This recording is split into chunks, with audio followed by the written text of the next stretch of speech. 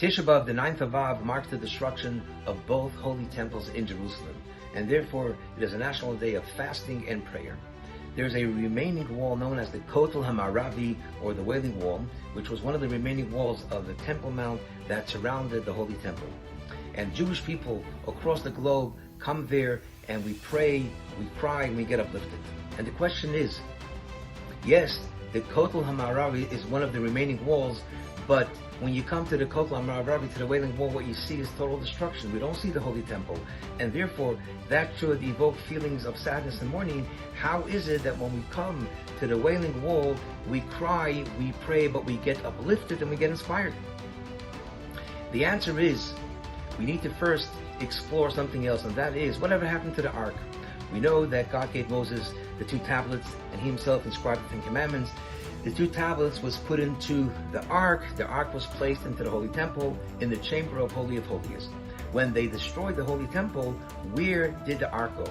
The Rambam says something very fascinating, that when King Solomon built the first Holy Temple in Jerusalem some 3,000 years ago, he had a prophetic vision that eventually the Holy Temple will be destroyed, and therefore he didn't want the Ark to fall into the hands of the enemies.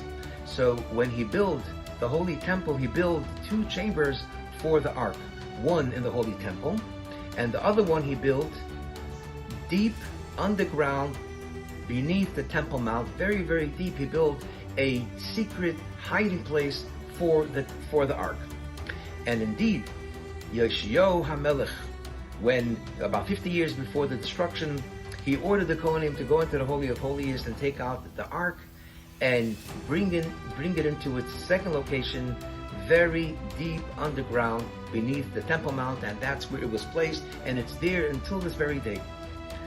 We now have a new understanding on the idea of the destruction of the Holy Temple. The most central and holiest item of the Holy Temple was the Ark and the 2 tablets. There, the light of God dwelled, and that was the main core of the Holy Temple. When they destroyed the Holy Temple, they only destroyed the structure and the external of the Holy Temple. But the essence, the core of the Holy Temple remains complete and intact, except it's not on top of the mountain, it's below the mountain.